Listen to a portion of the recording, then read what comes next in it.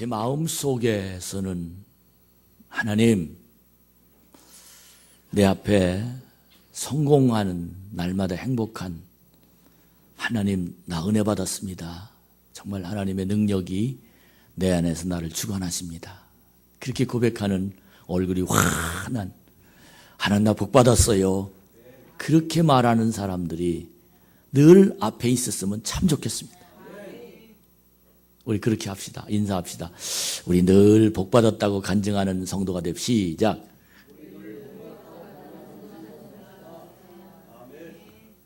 아멘. 내 안에 기쁜 일이 있으면, 내 안에 좋은 일이 있으면, 내 안에 하나님이 나를 간섭하시는 일을 고백하게 되면 얼굴이 환해집니다. 이게 마사지 안 다녀도 하나님의 은혜로 환한 얼굴을 주시는 복 있는 사람들이 될 줄로 믿습니다. 그렇지 못하는 사람, 그렇지 못한 환경에서 우리는 사실은 살아가는데, 지난주일에 실패에 두 가지 실패가 있다라고 설명해 드렸습니다.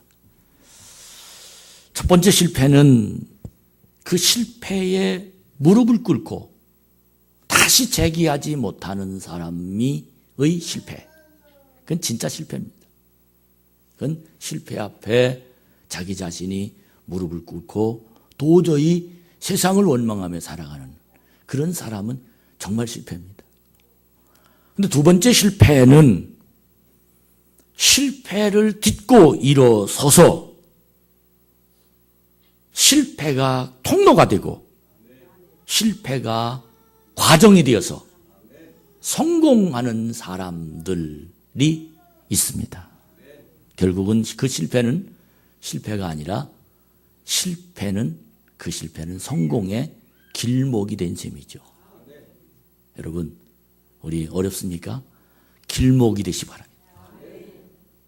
힘드십니까? 통로가 되기 바랍니다.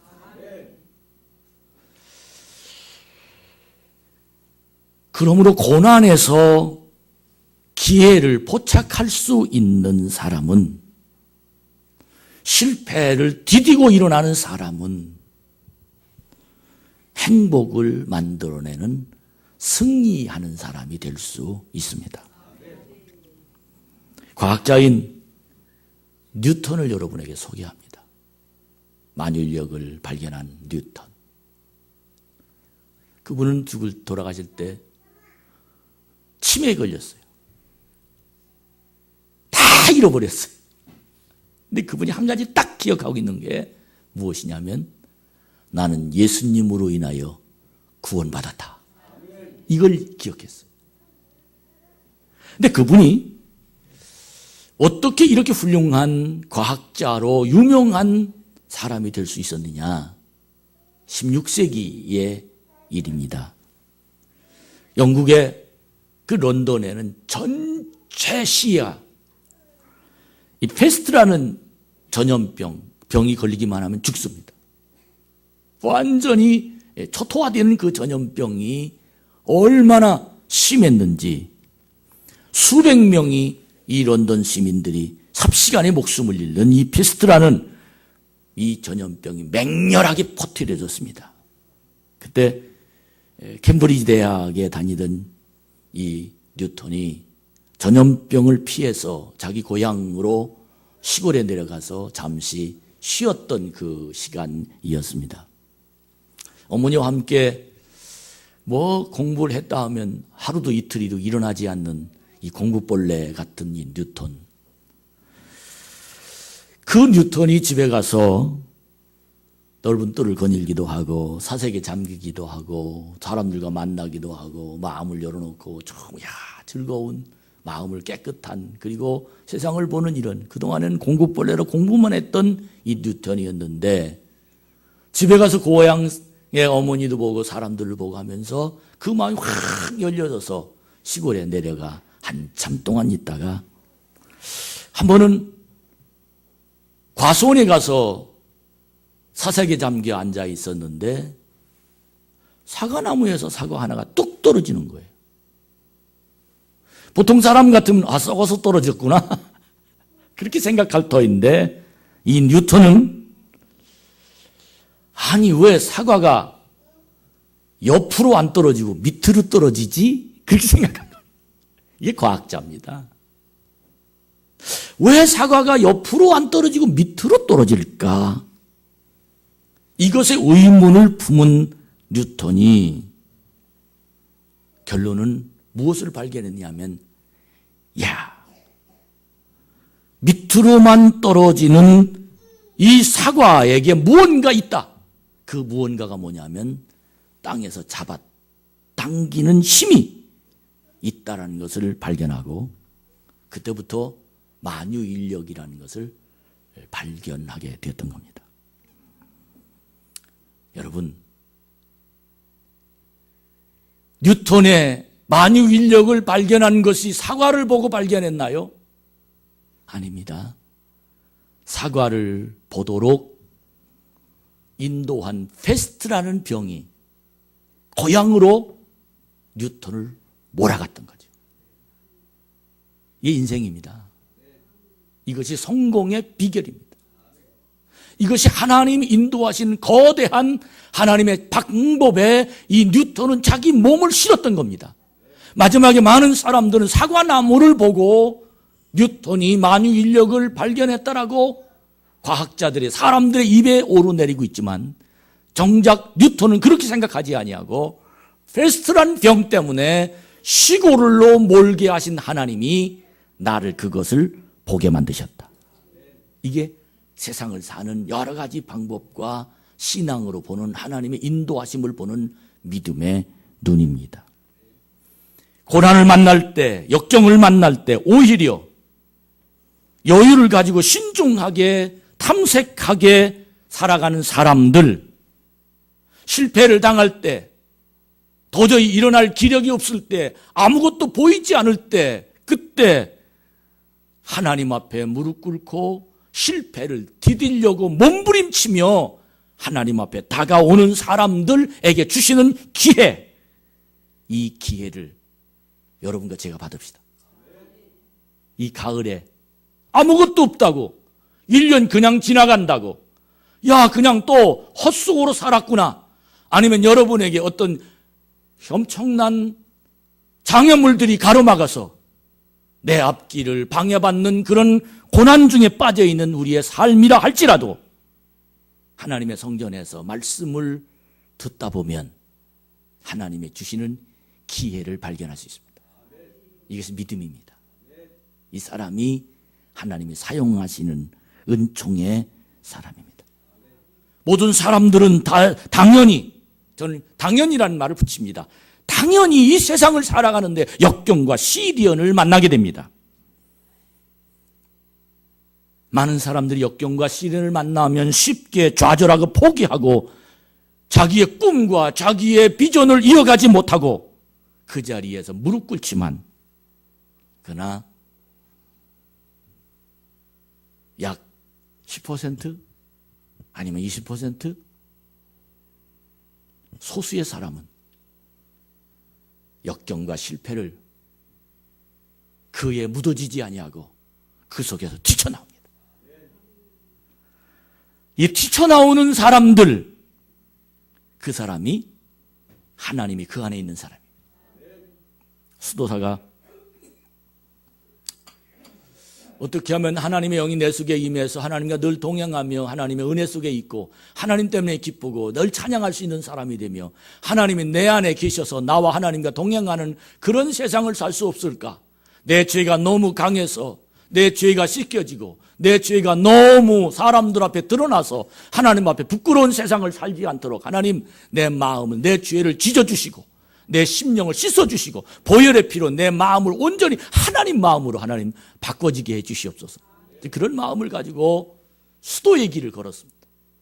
고난의 길이 아니지만 사실은 세상을 끊고 하나님만 바라보면서 때로는 금식도 하고 때로는 온종일 하나님 앞에 기도하면서 자기 육신을 치고 자기 정신을 치고 자기 욕심을 쳐내려고 하나님 앞에 기도하는 그런 수도사, 그분이 하루는 강변길을 쭉 혼자 사색에 빠져서 걸어가고 있는데 노인 한 분을 만나게 됐습니다. 근데 그 노인이, 그분은 수도사인지 뭔지 잘 몰랐어요. 그 청년을 보면서 얼굴에 수심이 가득 차고 얼굴에 뭔가 아무것도 이루어지지 못한 그런 불쌍한 표정을 한 그 젊은이를 붙잡고 하는 말이, 여보게 젊은이, 나는 언제나 기쁘다네. 할렐루야. 나는 언제나 기쁘다. 내게는 모든 날이 선하다네. 나는 나쁜 날이 하루도 없다네. 그러자 그 수도하러 걸어 들어온 그 젊은 청년이 노인에게 이런 질문을 드렸습니다. 어르신, 만일 하나님께서 당신을 지옥으로 떨어뜨리신다면 당신 그래도 기쁠 겁니까? 그렇게 질문했습니다. 그랬더니 그 노인이 유쾌한 마음으로 얼굴이 환하게 펴서 젊은이에게 대답을 했는데, 나는 지옥이 있는지 없는지 잘 모르겠지만 그러나 내가 아는 것은 우리 예수님이 나를 떠나지 않는다는 겁니다.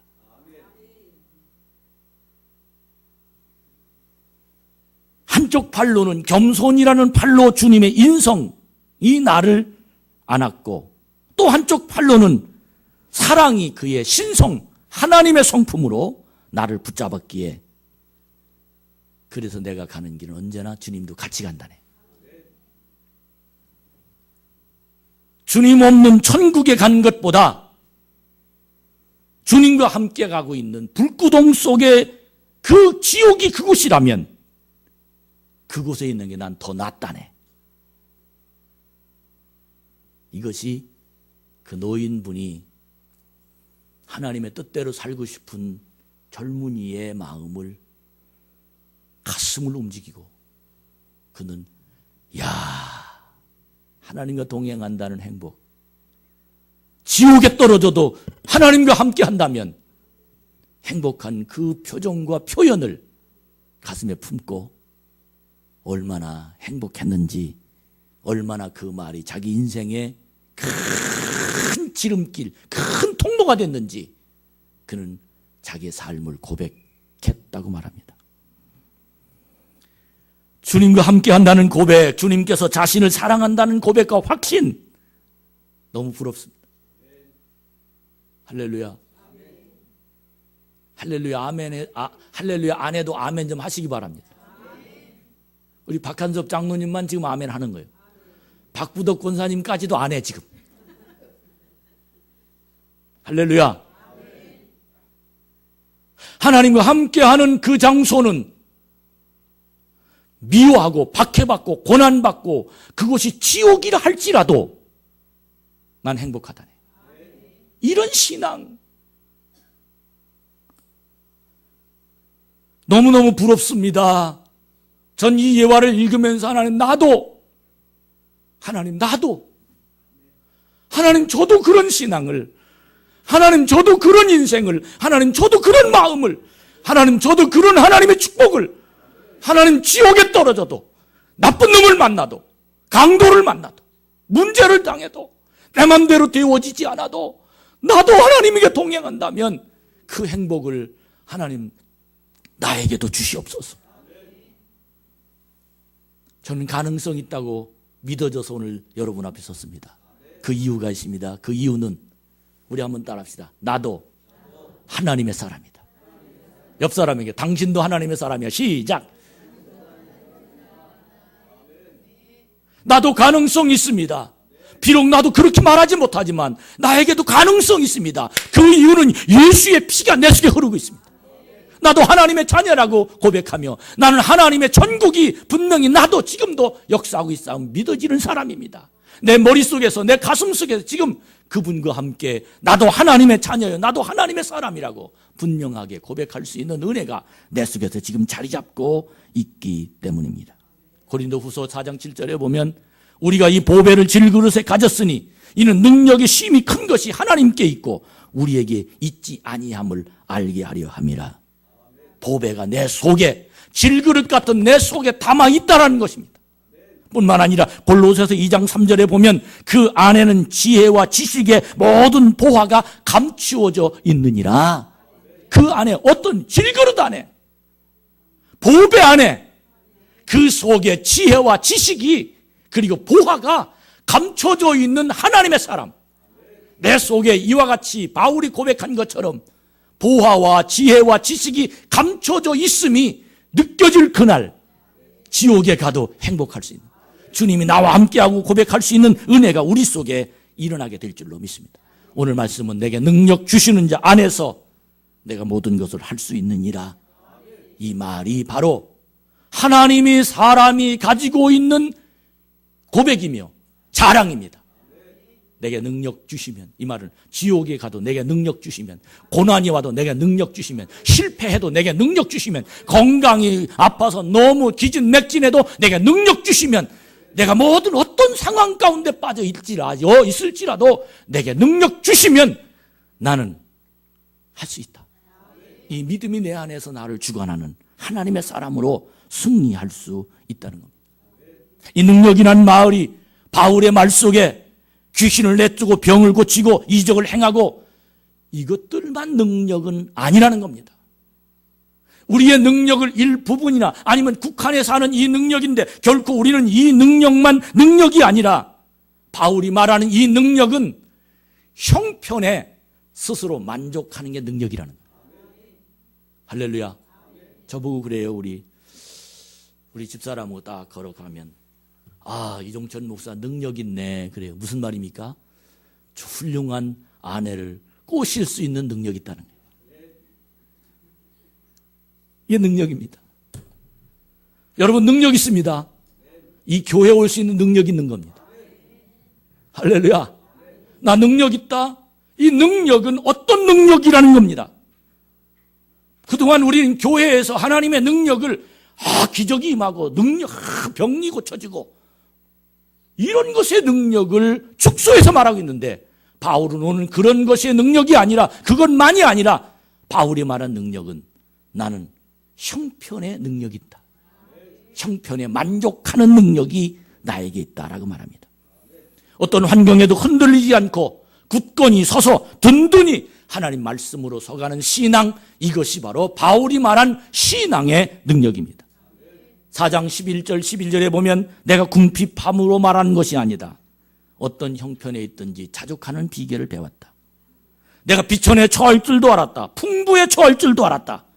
내가 배부르며 배고프며 심지어 내가 많은 환경 속에서 이런 일들이 나에게 다가왔지만 그 속에서도 나는 행복한 비결을 배웠다.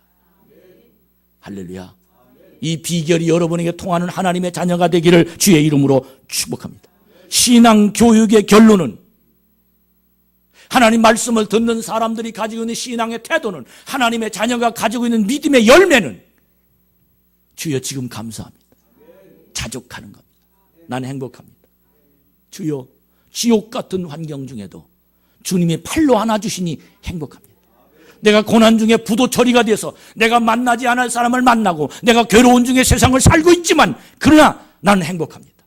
왜? 주님이 주시는 하나님의 능력이 내 안에 있으므로 스스로 만족할 수 있는 비결을 바울이 공유한 그 공유가 나도 하나님의 사람이기에 할 수 있다라는 그 긍정적인 믿음이 여러분 속에서 저희 속에서 오늘 이 말씀을 들으면서 만들어 나가는 하나님의 자녀가 되기를 주의 이름으로 축복합니다. 따라합시다. 신앙은 행복 공장을 차린 거다. 아멘. 신앙의 진정한 믿음은 하나님이 나와 함께 하시는 사람은 내 속에 공장을 차렸습니다. 무슨 공장? 행복 공장. 내 속에 공장을 무슨 공장? 성공 공장. 여러분이 우리 그리스도 안에서 바울이 말한 자족, 하나님의 사람으로 가져야 할, 누려야 할 자족, 이 자족이란 스스로 만족하고 이 자족이란 어떤 형편에 있든지 감사하고 이 자족이란 무슨 문제에 빠지든지 그 문제 속에 빠지는 것이 아니라 문제 뒤에 하나님의 주실 은혜를 기다리며 하나님의 성령이 그 속에 역사하고 있다는 겁니다. 여러분 자족할 수 있습니까? 자족이 여러분 가능합니까? 많은 사람이 이 자족이란 말을 이상적인 단어로 봅니다. 어떻게 사람이 그렇게 만족하며 살 수 있냐? 어떻게 세상을 그렇게 살 수 있냐?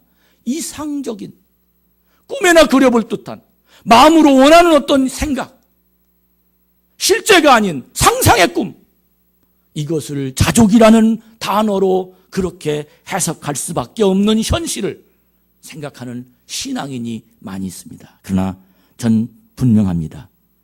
나는 하나님의 사람이니까 됩니다. 난 하나님의 사람이니까. 어떻게 바울이 이렇게 자족하는 비결을 마스터하는 그런 하나님의 사람이 될 수 있었습니까? 많은 사람들이 지금까지 우리가 배워왔던 성경의 흐름을 보면 성령 세례를 받아야 된다라고 말했습니다. 그러나 바울은 성령 세례 받아서 자족하는 비결을 배웠다고 말하지 않았습니다. 그 사람은 온전히 죽어서 헌신되었기 때문에 바울은 자족하는 비결을 깨우쳤다라고 그는 말하지 않았습니다.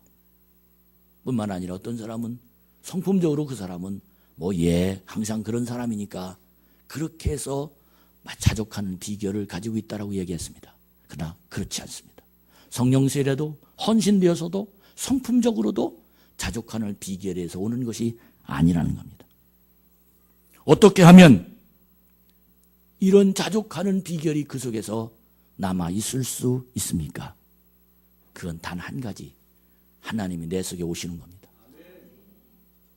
믿으시면 아멘. 하나님을 만나는 겁니다. 하나님 만나는 겁니다. 이사야가 고난스러울 때 성전에 들어가 하나님을 만날 때 그는 그 속에서 새로운 꿈을 꾸기 시작했습니다. 다니엘이 사자굴 속에 들어갔습니다. 그는 그 속에서 하나님을 만날 때 사자굴이 오히려 천사굴이 될 수 있었습니다. 하나님을 만나는 은혜, 예배는 하나님을 만나는 겁니다. 이 자리에 하나님이 내 속에 오셨습니다. 여러분도 저도 하나님의 사람으로 지금 내 가정에 돌아가면, 지금 현실에 돌아가면 엄청난 많은 문제와 정말 고난에 휩써서 아무것도 해결될 수 없는 그런 상황이지만 그 상황에서도 자족할 수 있는 하나님의 길이 나를 만들어 주십니다. 이런 하나님의 은혜가 여러분 속에서 오늘 또 보여지기를 주의 이름으로 축복합니다. 저는 찬양을, 오늘 말씀을 들으면서 하나님께 주신 찬양이 내 마음에 들렸는데, 하나님은 너를 지키시는 자, 너의 우편에 그늘 되시니 낮이 해와 밤의 달도 너를 해치 못하고 하나님은 너를 지키신다. 너의 환난을 면케하시고 그가 너를 지키신다. 너의 출입을 지금부터 지켜주신다. 눈을 들어 산을 보라. 너의 도움이 어디서 오나? 천지를 지으신 여호와께로서다. 아멘. 하나님은 너를 지키시는 자, 너의 우편에 그늘 되시니 낮에 해와 밤에 달도 너를 해치 못하리.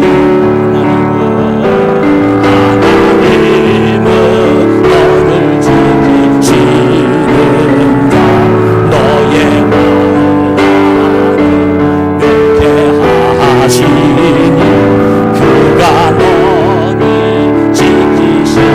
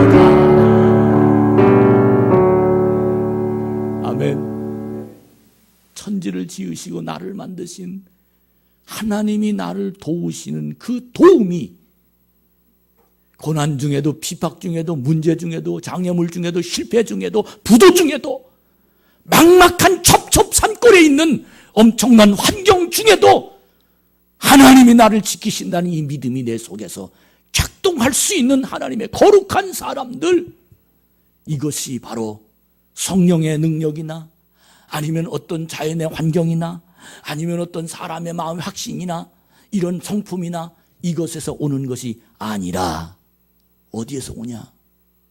어디에서나 그것보다 더 한 단계 높은 하나님의 말씀, 그 하나님 말씀이 어떤 구석이냐? 우리 한번 따라합시다. 하나님의 계획이 있다. 내 속에 성령의 감동이 없어서 비록 내가 시들은 쭉정이 같은 신앙을 가지고 있다 할지라도 내 마음이 헌신되지 못해서 지금 기쁨과 감동이 내 속에서 사라진다 할지라도 내 머릿속에 분명히 남아있는 것은 하나님은 나를 위한 계획이 있다. 아멘. 하나님의 인도하심이 있다. 나를 여기에서 망하게 만들지는 않을 것이다. 나를 여기에서 죽게 놓아두지는 않을 것이다. 내가 사자굴 속에서 사자의 입으로 내가 들어가지 않게 만들 것이다. 내가 감옥 속에서 내가 보디발 장군의 그 부인의 이제 나쁜 말로 감옥에 들어가서 내가 죽지는 않을 것이다.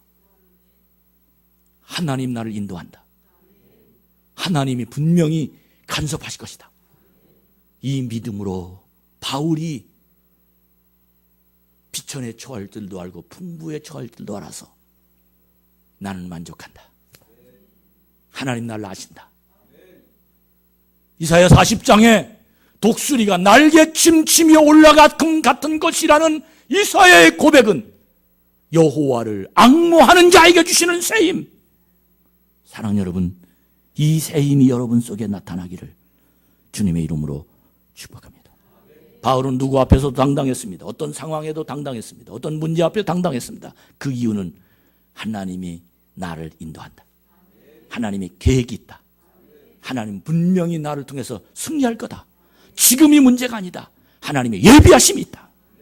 여기서부터 신앙은 새로운 시작이 되는 겁니다. 여러분, 우리 생애 최고의 해라는 영화가 있습니다. 이 영화의 배경은 2차 대전 중에 러셀이라는 공수부대원이 전투에 나갔다가 포탄에 맞아서 두 팔을 잃고 불구자가 됩니다. 그는 극심한 좌절에 빠집니다. 나는 이제 쓸데없는 사람이야. 쓸모없는 사람이야. 나는 고깃덩어리와 같은 육체야. 그런 가운데 차츰 깨달음이 그의 속에서 일어나기 시작합니다. 하나님 날 무언가 하실 일이 있을 거야. 할렐루야. 하나님은 계획이 있을 거야. 하나님 나를 일으키실 거야. 그 마음에 깨달은 것이 어떤 깨달음이냐면 첫 번째 1단계로 나는 잃은 것보다 가진 것이 더 많다. 이 마음을 깨달아 그는 적극적으로 자기 몸을 치유하고 자기가 새로 살아야 할 계획을 가지게 되면서 의사를 찾아갑니다. 의사는 그에게 의수를 만들어진 손을, 팔을 만들어줍니다. 그 팔로 러셀은 글을 쓰고 타이프도 치기도 합니다. 그가 쓴 글 가지고 영화를 만듭니다. 그가 직접 출연합니다. 정성을 다해서 연기를 합니다. 그는 영화 아카데미 주연상을 탔습니다. 많은 상금을 받았습니다. 그는 이 상금을 상위 용사들에게 기부했습니다. 기자들에게 찾아왔습니다. 당신이 신체적인 조건이 당신을 절망하게 하지 않았습니까? 그때 러셀은 대답합니다. 아닙니다. 나는 육체적인 장애는 내게 도리어 가장 큰 축복이 되었습니다. 나는 언제나 잃어버린 것을 계산한 것이 아니라 남아있는 것을 생각하고 하나님께 감사하며 남은 것을 사용할 때 10배의 보상을 받았습니다. 이 신앙. 암병으로 5년간 투병한 어느 분의 이야기입니다. 5년을 암병으로 투병하면서 늘 감사의 기도를 드렸다고 합니다. 아침에 일어나면 하나님 오늘 또 좋은 날을 주심을 감사합니다. 심한 고통을 그에게 있으면서 사람들 부인 앞에 앉아서 여보, 난 오늘도 하나님의 감사를 드립니다. 아내가 화가 나가지고 여보 뭐가 그렇게 감사하냐고. 그는 5가지 감사를 아내에게 이야기합니다. 첫 번째, 당신을 늘 볼 수 있지 않소. 두 번째, 가족들의 음성을 지금 들을 수 있지 않소. 세 번째, 병들어 눕기 전에 나는 지금 작품을 거의 완성했지 않소. 네 번째, 병마와 싸울 수 있는 이김을 주시는 하나님께 감사합니다. 그 무엇보다도 5번째, 주님이 지금 내 옆에 가까이 계시다는 것을 느낄 수 있게 하시면 감사합니다. 여러분 힘드시죠? 힘드시기 인정합니다. 그러나 나를 생각합시다. 난 하나님의 사람이다. 그때 하나님은 성령의 능력으로 뛸 듯이 기쁨이 없어도 나에게 하나님의 계획을 보여주시는데, 그 계획은 내가 너를 통해서 하는 일이 있다. 이 계획이 여러분 속에 나타나는 하나님의 은총이 있기를 축복합니다. 결론 말씀드립니다. 이와 같이 자족하는 믿음은 3가지의 복이 있습니다. 첫 번째로, 시험을 이길 수 있습니다. 두 번째로, 하나님의 계획을 따라가는 자가 됩니다. 세 번째로, 이 사람이 성숙한 사람입니다. 이 은혜가 여러분 속에 임하기를 축복합니다. 우리 하나님은 너를 지키는 자, 이 찬양 부르시는 중에 우리 박한섭 장로님 나오셔서 하나님의 은혜 받은 간증을 여러분들에게 드릴 겁니다. 큰 은혜 될 줄로 믿습니다.